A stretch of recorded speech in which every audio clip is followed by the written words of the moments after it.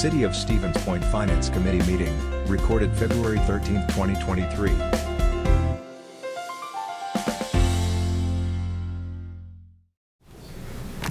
All right, good morning, yeah, it's been a long day, and it still feels like morning, but it is actually evening.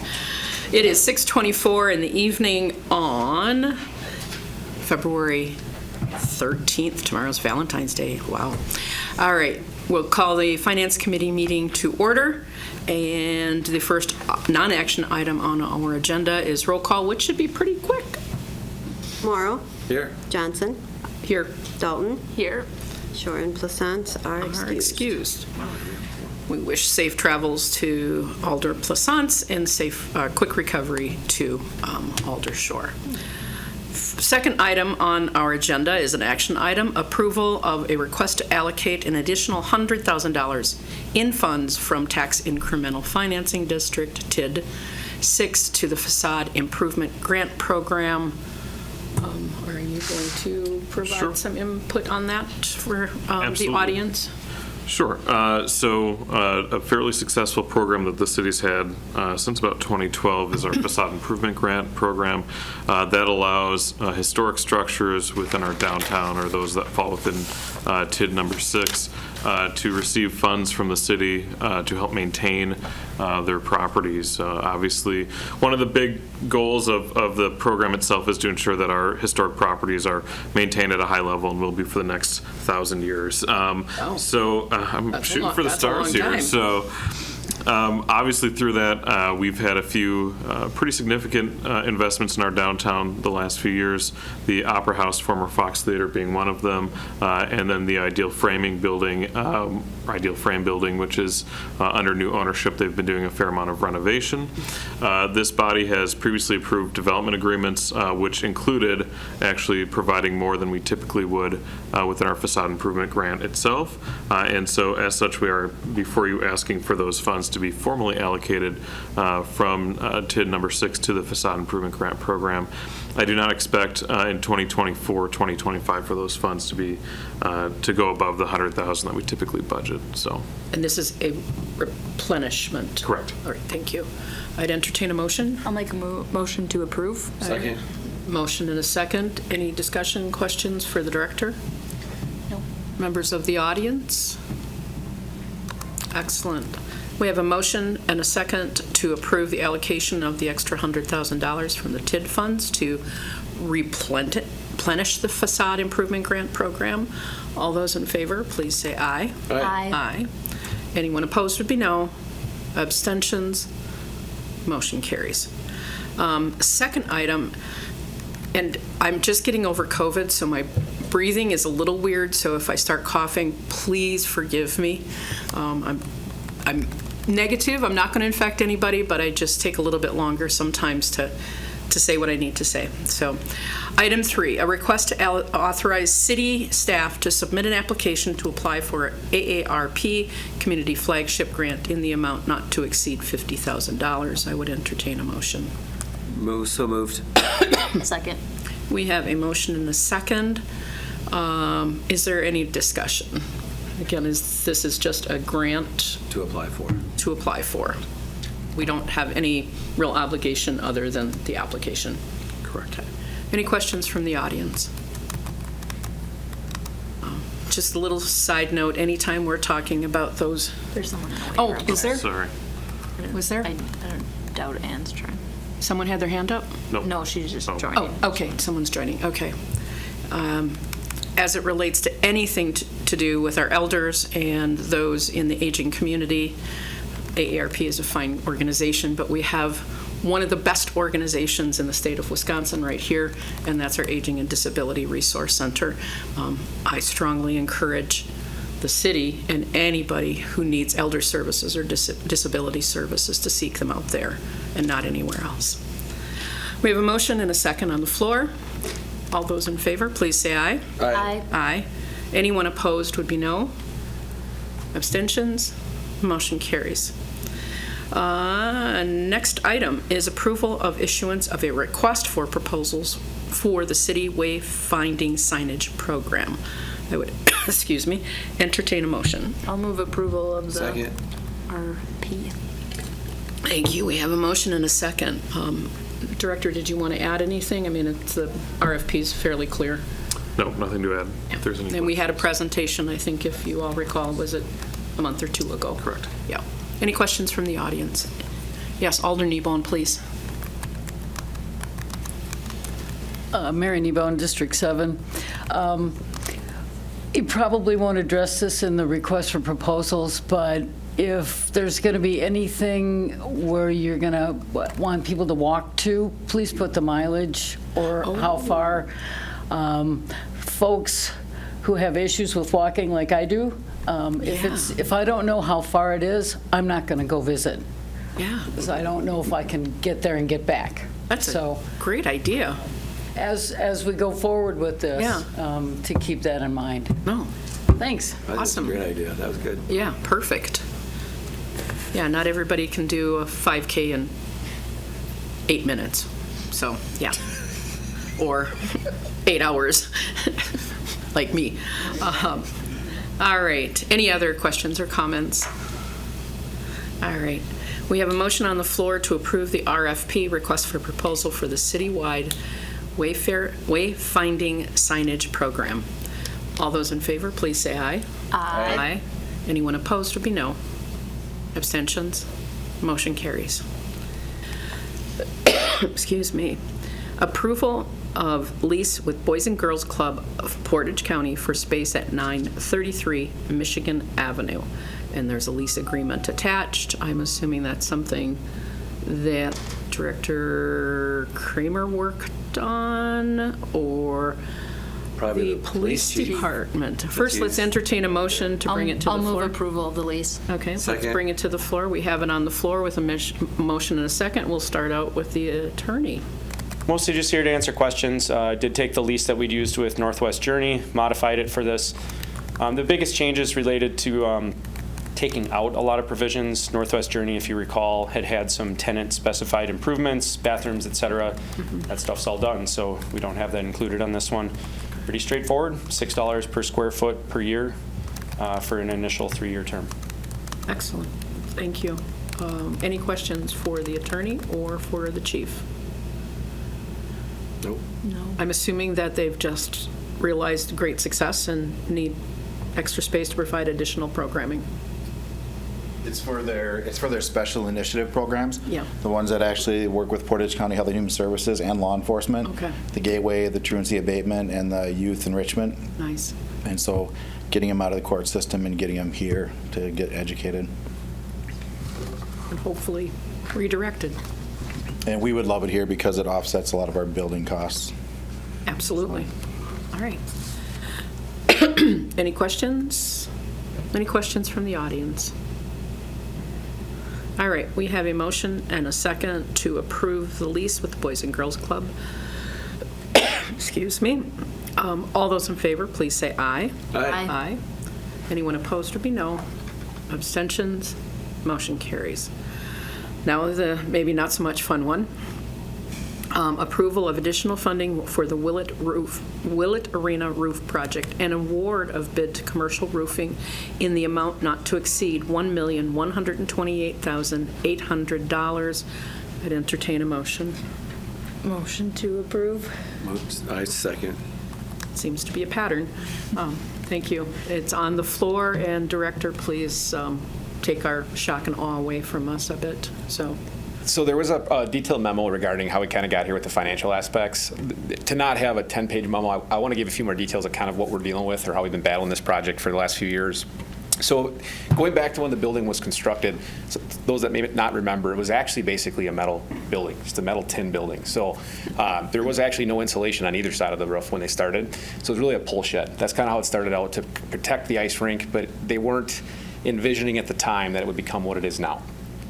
As renditions and improvements happened, it used to be really loud and cold inside that. So they started to add some insulation underneath the roof to help with the insulation and to make it quieter. So when the hockey pucks and things were ricocheting in there, it wasn't so non-comfortable for people that were actually at the rink. So that was great. But as they did that, they realized then that there was fire protection things that were needed. Then they also did some upgrades where if you walk in the arena now, you'll see a kind of a white coating on the roof. That's covering the fire protection as well as some of the insulation on the bottom of the roof. So there's a metal deck on top. That's how they started. Then they added the components underneath it.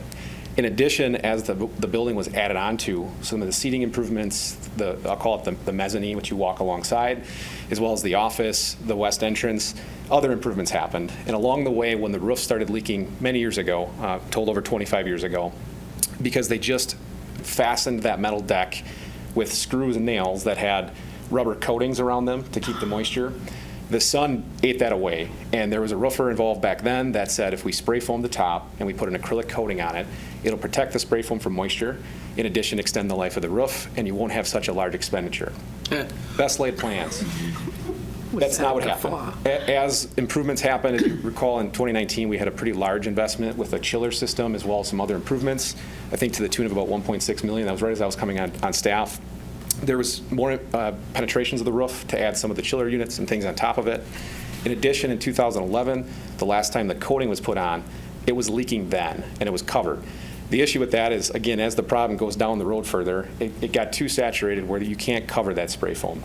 In addition, our roofing consultants and the roofers that were on the roof said it's really unusual to see an ice rink have spray foam on the top. So we started to say what's really appropriate here, which is a rubber membrane. So you'll see a TPM rubber membrane is what was recommended. We evaluated it, we tried to cover it, and we just kind of kept going down this road. And the estimates were assembled back, I think it was in June-ish of last year. We did some light patching, and as you can see, the estimates weren't accurate. What it came down to is there's substantial, the project bid actually shows about 40 days of work to take all of the insulation off the top metal deck. The metal deck will stay. Then there's ribs on that deck, so they have to put the foam, which can handle some moisture, in between the ribs. That gives you a smooth surface. Additionally, to get to some of the building code items of a R30 insulation value, they put another 2 layers on top. Then there's a nailer board that goes on that they can fasten that rubber membrane to. Then we're set up where we won't have all this infrastructure on the roof to be done in 25 years. Essentially, we'll have a rubber membrane. When the rubber membrane gets weak, you can just replace the membrane. There's no other infrastructure underneath it. Long story short, we had 3 bids, which we're happy with, except the fact that they're all high, right? They're over budget. So we're looking tonight to get the allocation so that we can do this correctly, and this should protect us now where we won't have these leaks, number one, which could lead to more substantial repairs if we have to do the insulation, the fire protection, and that energy efficient barrier on the inside. So the other thing that's not in the memo I should mention is as this building has grown and we've added onto it, we actually insure this building over $11 million. So it's a pretty substantial asset for the city. We also believe there's roughly 100,000 plus people that come through the building. So there's some substantial tourism dollars that we do receive from this asset. So we have other improvements planned, as you know. So this building keeps growing. So unfortunate that the budget wasn't perfect, but we believe the investment into the property will continue to bode well for the city. So we're recommending approval. The funding mechanism in working with Comptroller Laddick is not exact yet because we don't know the remaining amounts from the 2022 capital budget. Director Berdun mentioned his project came in under earlier, so thanks, Director. We're going to try to use some of that if we can. But we also will have hopefully some leftover dollars from the 2022 operational budget.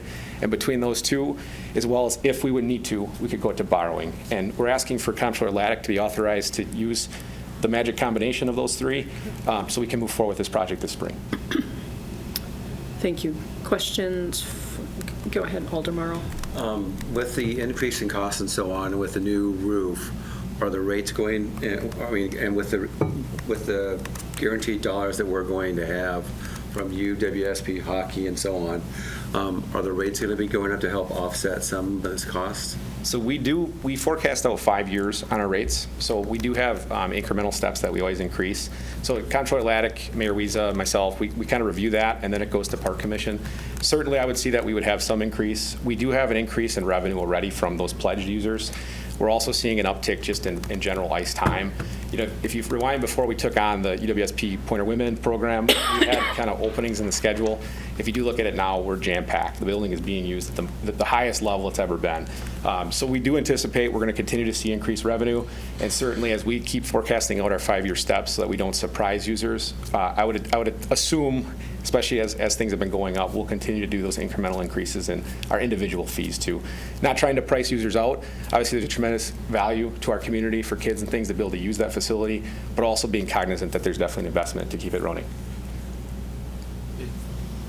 Yes, go ahead. Yeah, I please. think this is just another example within the assets that the city owns of something that we need to learn a lesson from in managing and maintaining our buildings so they don't become either destroyed or at a unbearable expense. So I appreciate the forethought and commitment to something that's truly an asset and attracts a lot of people here and a lot of enjoyment and fun. Yeah, I agree. You can only put lipstick 2 on the pig decades. for so long, and it's still the pig. So putting on new decking seems to make sense. Okay. So, questions from the audience, and I guess I've been ignoring those people online, so. Okay. Excellent. We have a motion and a second on the floor. Again, we would look to the team, the financial team, the parks team, and the successful contractor, figure out how to get it done and find the appropriate. I guess if there's any hiccup with the funding, and I'm sure the comptroller will bring it back if there is some sort of hiccup. Is that correct? Yes, that would be correct. So it's just, right now we're a little bit early in the year to have everything Right. balanced in terms of where we're at with our capital project fund from last year and where we're at with fund balance. So we're still working through those things. But typically we do have some money left over from the previous year's capital projects. So I'm hopeful that there will be money from that to be able to cover this increased expense. Thank you, Comptroller. Thank you, Director. All right, we have a motion and a second on the floor. All those in favor of approval of additional funding to the Willett Roof Project, please say aye. Aye. Aye. Anyone opposed would be no. Abstentions? Motion carries. Item 7, approval of funding for a cost-benefit study to analyze the impact of various facility options currently being considered by the county. Of course, you saw my memo. Since then, the mayor, myself, and the department directors all met last Tuesday, Wednesday, one of those days, to sort of work together on a consolidated approach to the city's perspective on this, and staff has already begun gathering some of the information that we already have, so they've started the work. But it was important, and I'm sorry the chair typically doesn't talk a whole lot, but I want you to at least know why I brought this all to you. The city hasn't been included in much of this discussion. It was really important to me that the alders, many of you are up for election, and even those who are alders that are running for the election seats, they should know what's going on. I thought it was critically important that you have the information. As well, I thought it was critically important for us to get some sound facts and data rather than suppositions, ideas, and we think. What I was hearing from the county was a lot of we think, or we've done this, but then really maybe they haven't. And since then have heard from countless downtown businesses in their serious concern about what this is. We may not need a lot, and you can make it up to an amount, but I think it's absolutely essential that we get this going. So I entertain a motion. If you want to. I actually think it's kind of, I was at this meeting, the mayor was there, Clerk Yenter was there, and Joel was there. A lot of these things were already discussed there. And there's a faction that wants it in a green space, and there's a faction that wants it down at town. And the people who want it out in the green space don't really have a regard for what the city wants. And if we do a risk needs, and we show this to them, at least it's really not going to sway any votes. And a lot of this was already discussed. Really, it's going to cost more to put it in a green space than it is to rebuild it downtown, and that for a lot of folks is the bottom line for them. They don't really consider the law offices that are down there, the businesses that are down there, all the services that are down there. For them, it just costs less, so we're just going to put it out here. And and the mayor rose a lot of those things at that meeting as well. And it really went down from the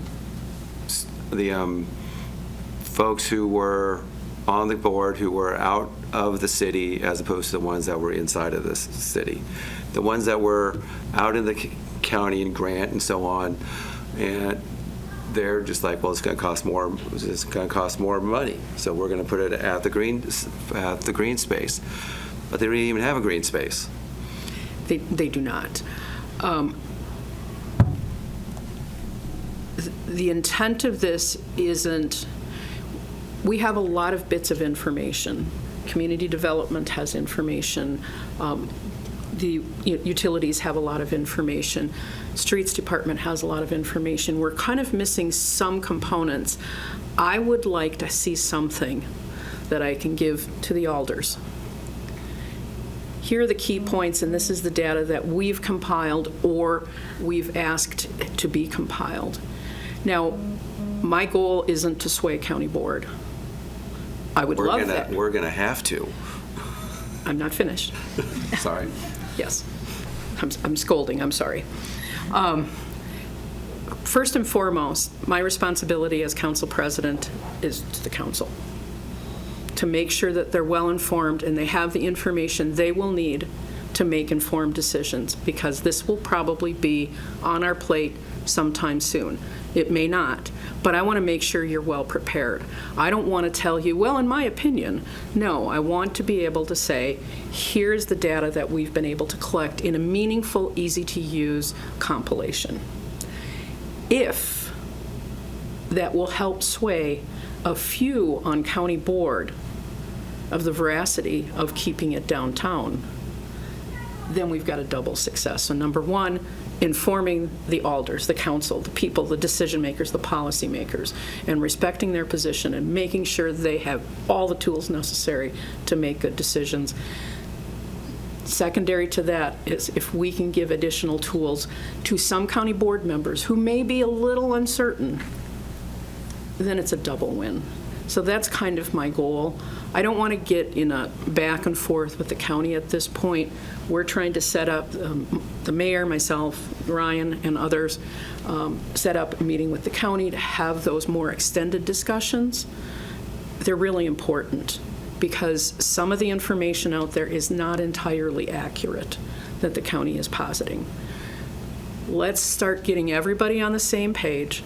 This could be the biggest infrastructure project in this community in several generations. Let's make sure we have the right information. So that's my goal. Does that make sense? Yes. Okay. But don't they go for a vote next month? Who knows what they're going to do? Because that's what they said at the meeting, they're going to take a vote. So I'm going to add something more. And again, I apologize because I really like to follow Robert's rules. The chair is supposed to just shut up and run the meeting, right? No. Make a motion for approval for discussion. Thank you. Thank you. Is that a second? Do you want a Second. for discussion? Thank you. Yes. Just one more thing. In 2018, yes, 2018, no, April 18th, 2017, this is a resolution from the Portage County Board of Supervisors. I sat on that board at that time. Approval of Executive Operations Recommendation to Space and Properties concerning the future government facility building to build downtown. Approved 22-3 by County Board to keep a county facility downtown. Let's go back to 2015. This was May 19th, 2015. Our current mayor sat on the county board at that time. Resolution establishing that the location for a new county government building shall be in downtown location. That was approved 14-11. The county board has twice passed resolutions indicating their preference for a downtown location. I want you to have this history because not everybody has it. So, And that was brought up at the meeting. The mayor brought that up, and Yeah. Al Hagan made it clear they could take another vote and they could do something else. they So can. they're not bound by that vote. Yes. but I want everybody here to be aware of that. I mean, my main concern is that, I mean, we're going to need to fully engage with that and do whatever we need to do, Absolutely. because they could just vote to take their ball and go somewhere else. They could. And then we're stuck. Director, how long did it take them to respond to your email requesting a meeting? 3 or 4 days. Yeah. We're trying. I appreciate your attention and wanting to get the information. I just feel that paying somebody to maybe aggregate in a more usable, readable form information that basically we've known all along and we already know. You know, part of it is like budget is tight and this is obviously a make or break, but I feel like there is a unanimous or very close to consensus perspective on this, and I assume that, you know, all the departments are very busy, and, you know, economic development, I'm sure, could very easily put things together to prove this point. But I feel like a stronger message is just sending the resolution to the county board that says we Bless you. intend, Bless you. like, we support the county facilities being in our downtown. And, you know, we know that for the economic vitality of downtown and that area, really the whole city, and then also just the common sense of a civic campus. So I know that, like, and, you know, yeah, who are we going to say Bless you, $2,000? goodness. Yeah. And can they do it quickly? So a couple of I agree. And I really struggled with that. I felt that having an independent look-see at it would provide an additional sort of for us to say to the county, we thought this was the case. We had an independent review of it. So that we have, it's just that little bit of extra.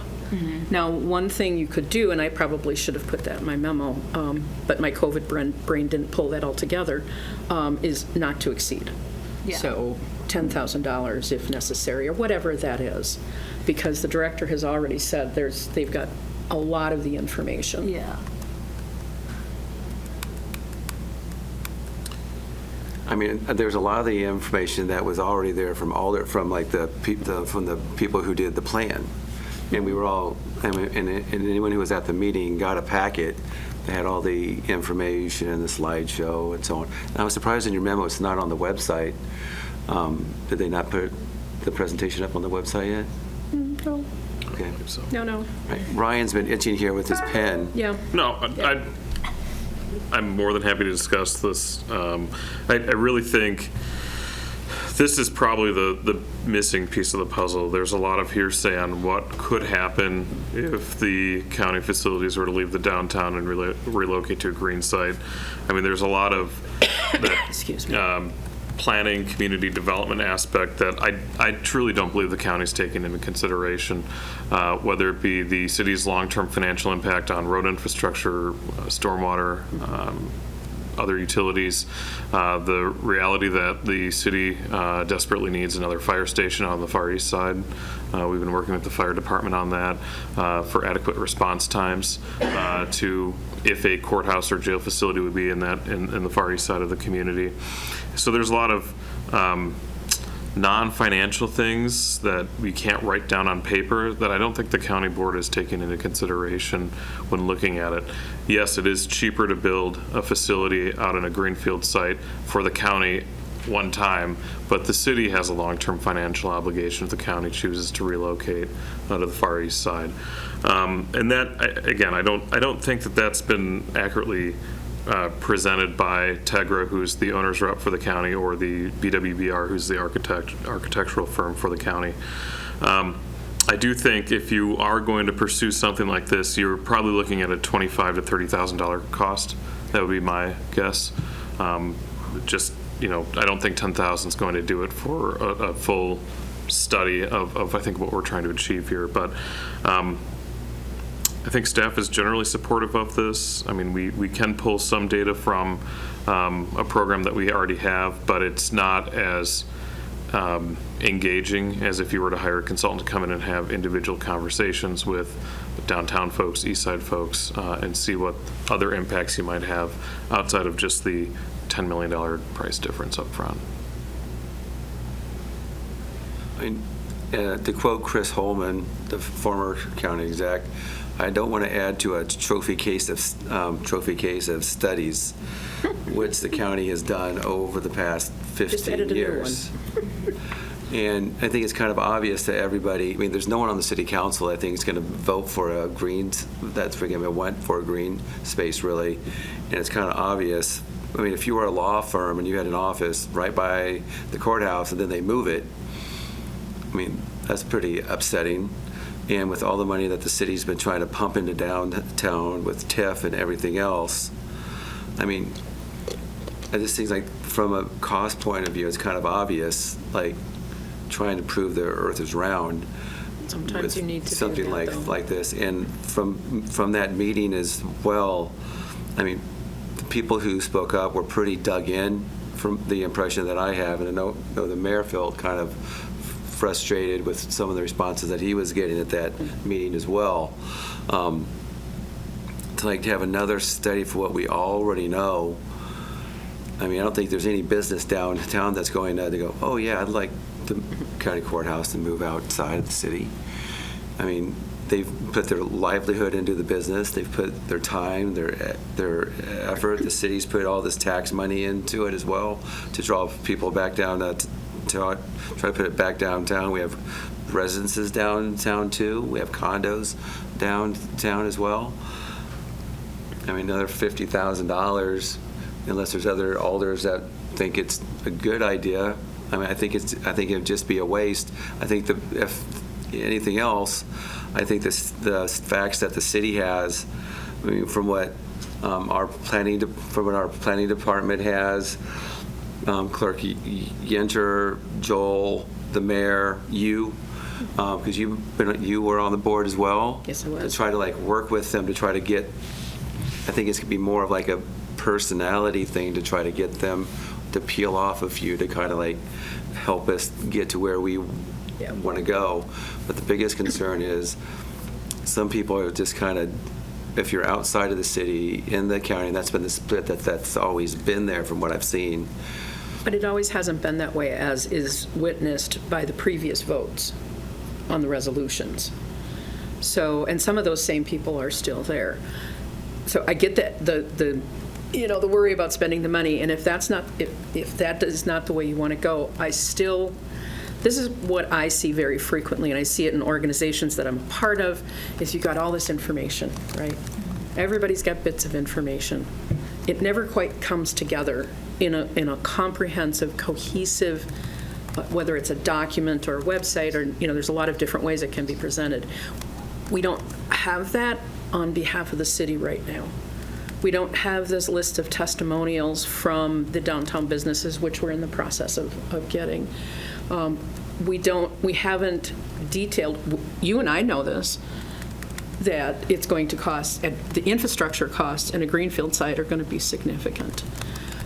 Not everybody does. And so again, my goal is, the fire department right now, they are at their outer limits. And so we need this in a comprehensive document so that when, Alder Christensen or Alder, Zarazua ask questions, say, just wait, we got this information. We've got it right here. It's an easily used document that we can help educate the public. And again, from a political perspective, you're right. Trying to sway a few votes on county board is essential. This could be a tool to achieve that political gain as well. I think another good political thing is to get the business owners down at some of these meetings. Except that they're busy running their businesses. Because that's something that I did notice at that meeting. There wasn't that many people there that were not from the county, from the people who actually did this funding for this study. There's almost no one else there. I mean, again, as I talked to many of the businesses, number one, they were a little bit unaware. And again, is it their absolute responsibility to keep track of every city meeting and every county meeting? maybe, but they're also busy running their businesses. So they may not have shown up. They have real concerns. So, and I don't want to blame them for not showing up because they're busy. So, go ahead, Alder Christensen. So you're approaching the lectern. I want you to. Alder Christensen, District 1. There are conversations taking place with the downtown businesses, and there is a lot of concern being expressed there. They're looking at both writing a letter of support for a downtown location, as the Stevens Point Alliance at their meeting last week indicated they're going to be doing that. Individual business owners are also going to be writing letters expressing how the move to a green space location would negatively impact them. So there are actions being taken both individually by businesses and as a group. So they are aware of what's happening, and they are taking steps, and we'll be sharing those types of things too. So things are being actively pursued. Alder Zarazuda, please. Makira Zarazua, District 4 Alder. So I guess one thing I just want to clarify that I've heard is that does this have to be located in the Stevens Point city limits? A courthouse has to be in a county seat. A jail can be located anywhere. Okay. Just because comments have been made about it being like outside of the city or whatever, but if it can't be outside of the city, then we have to recognize as alders that this is going to completely fall into our laps as far as the different committees and approvals for something to be built. So I guess a question I have around that is, like, what level of involvement do we have then in approvals, or, I guess I'm thinking of like Plan Commission, or, like when they're coming forth and saying, here's what we want to build, what are we able to say as far as our recommendations? Sure. Yeah, go ahead. I think before I answer that, I need to just clarify with the chair. I want to make sure we're not getting too far off topic. Right. Can I connect it for you? If you can. I just feel my inner Logan Beveridge coming out. Yes. He's No, in the you're other right. room. You'd think he'd run right over. And I think because when I read this, I literally just think of like the Plan Commission things that have the recommendations, like, can we ask them for recommendations of what these impacts are by an independent study? Can we say that's something Portage County has to do if they want to build this facility? Sure. Good point. Thank you. Thank you for tying it to the, Nice the job. question at hand. The answer is yes. The city has the local jurisdiction over zoning and land use and comprehensive planning. And so if this facility were to be relocated, let's say East Park Commerce Center, just for the sake of throwing a general idea where that would be, we would have to go through a comprehensive plan amendment for sure, site plan approvals as well. Government facilities are considered a use by right, so it's a permitted use, so there would be no conditional use components that would be tied to that. But we'd still have to go through the Plan Commission process. You'd still have the public hearing for the comprehensive plan amendment, because that area in general has been identified for industrial use and not for government facility use. So those are the kind of the mechanics of it. Typically, when the city has a developer who is looking to construct a facility, we have some really extensive conversations with them privately before anything would go public. Unfortunately, although the mayor and I and Carrie at the time had met with the county in September of 2022 and reiterated the city's administrative stance that the downtown is the right location, none of that was relayed to the county board. And so, again, I hate to have these discussions in public, because typically if you have a private developer who's looking to build something, you have these all sorted out before it gets to the public eye. And in this case, for whatever reason, the developer, in this case the county, chose to go public with these things without thoroughly talking to the city about what zoning requirements may exist. As an example, there's a $43 million parking garage that's proposed as part of the master facility downtown. If you know our zoning code, we don't technically require parking in our downtown. The whole area is exempt from minimum off-street parking requirements. Not saying that you would want to build a facility based on that, but there are other ways for the city to work with the county on issues like convenient parking, not parking, but convenient parking for the users of the courthouse and the jail facility, and then other ways that we can work with them on ensuring that they have a large enough footprint in the downtown area to make sure that what they want to construct could be constructible in the downtown area. Good question, though. Or they could just put it in Plover. They have to change the county seat in order to do that by referendum, which is not impossible, but other questions or comments from the audience? So bringing it back, I know there's uncertainty. And even though I'm a vote of one, so. Yeah, I have a hard time, I think, supporting that the city expenditure, like, do this, because I think we can turn it around and say, you need to, you know, if we have the opportunity to turn around to the county and say, you need to foot the bill about and tell us the economic impacts, cost benefit of sorry. I'm sure they would like to do that. I'm sorry, that was rude. Sorry. We did Sorry offer to about that. split the cost with the county, and the county responded that they were not interested. Yeah. So. Well, if it's a requirement of a. You could require that as part of a project. Because and I mean, right, you're laying out that we already have a comprehensive plan that doesn't account, this is not what the plan is. As much as we laugh at our plans and we can't, you know, we're talking about a hockey arena, that it's like, how could we possibly know what's going to happen with this? We don't laugh at our urban planning Sorry, documents. yes. I'm just saying. Those are very serious. Don't you have a plaque about that, Ryan? Yeah, you somewhere. do. So I'll throw this out as, this has been a great discussion, and honestly, my whole goal was to have this discussion. Yes. I tricked you all to do this. This is important. This is absolutely critical that we are all on the same page, not necessarily in agreement, but we're on the same page of understanding. So I want to make clear, same page does not mean we all agree, same page that we all have the same level of information to make informed decisions. We know that staff has much of this information. I still would like to see something to be able to hand to the members of council that they can share at neighborhood meetings or when they're meeting with constituents, that they have something that they can reference quickly. Oh, yes, by the way, did you know that X amount of infrastructure cost is needed if we go outside of the city versus this would be the infrastructure cost. I want to make that easily. I don't want to have people have to, Google everything on the city's website to try and find the freaking information.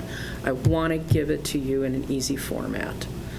Maybe I'm just lazy and I don't feel like, doing all that Googling, but that's my entire goal. So if it's not allocation of funds, we can kill this motion and then ask staff, and I know they have a lot on their plate, but we really need some of this in a cohesive, comprehensive document.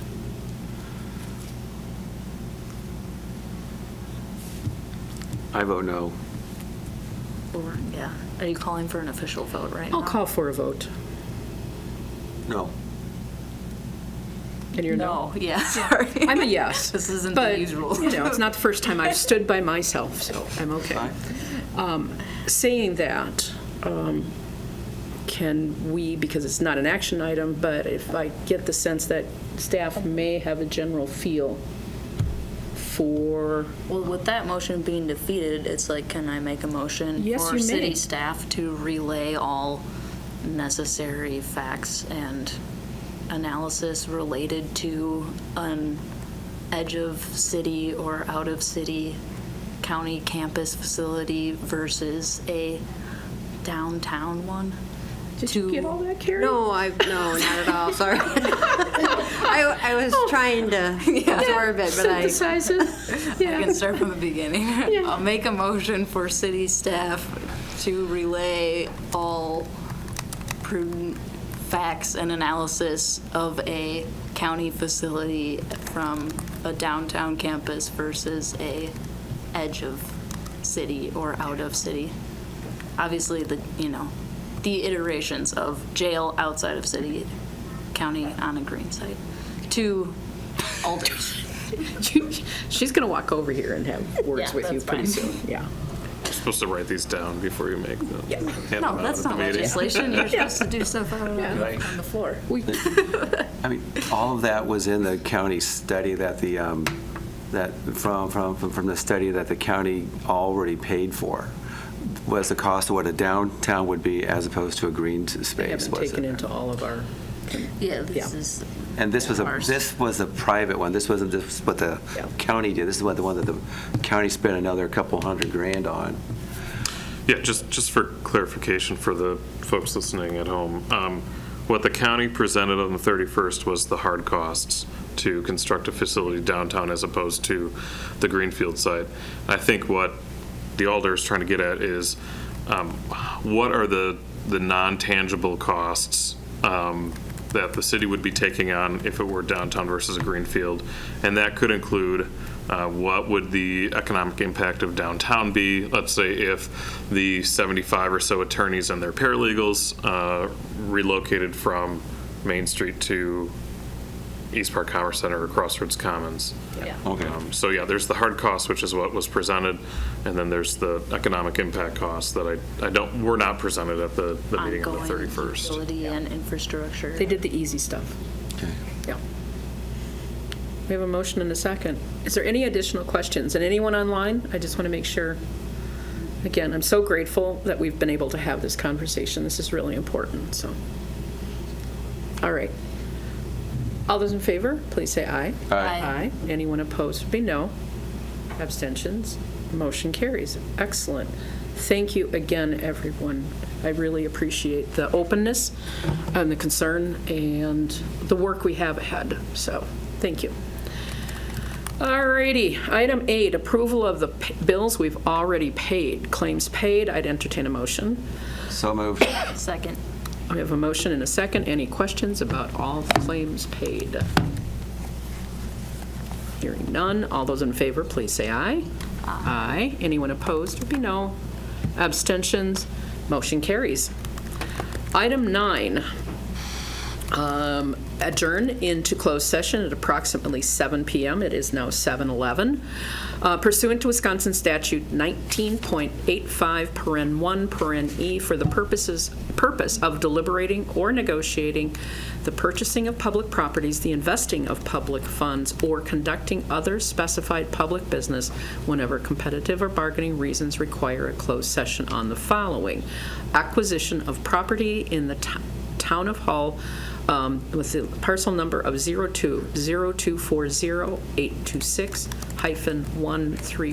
02-0240-826-13.05. Excuse me, I'm sorry, and I would entertain a motion. Go into closed session. Aldermar, so moved. I will save you from that, and I will do that for you. So I will second that. Typically, we do a roll call vote, so if you wouldn't mind. Johnson? Yes. Morrow? Yes. Dalton? No. All right. We have affirmative. We are moving into closed session as soon as we can get everything. We're not going to be coming out of session. No, we will not be Okay. coming out. So. A video of this meeting is available for viewing on the city's website, stevenspoint.com/videos.